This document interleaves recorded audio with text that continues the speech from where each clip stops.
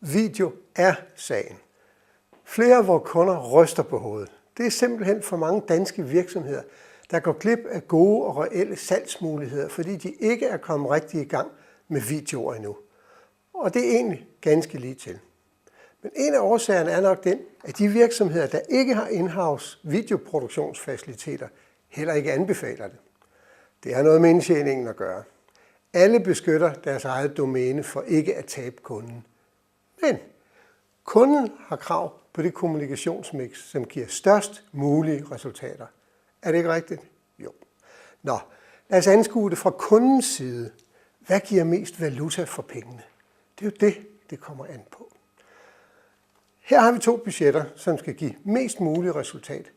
Den ene kampagne kører traditionelt med en annonce og en opdateret webside. Lad os sige, den giver indeks 100. Så har vi den samme kampagne, som inkluderer en video.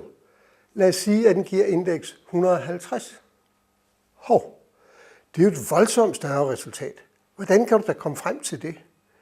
Det er selvfølgelig baseret på vores kunders erfaringer, og så kiggede vi lidt på internettet. Danmark sejler bagud, når det gælder dynamisk brug af internettets muligheder. Jeg slog Video Statistics op på Google, og så væltede min skærm. Igennem flere år har forskellige analysebyråer vurderet brugen af video på nettet.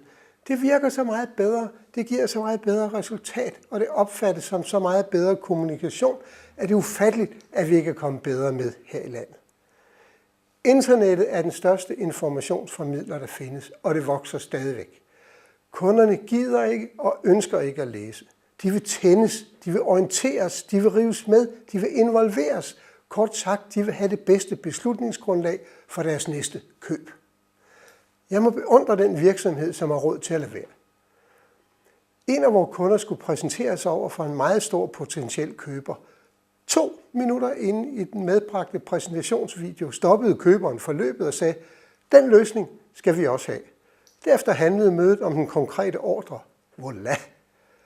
Et af analysebyråerne har fundet ud af, at 1 minuts video siger mere end 1,8 millioner ord. Lad os så komme i gang med at lave nogle spændende sælgende videoer for jer.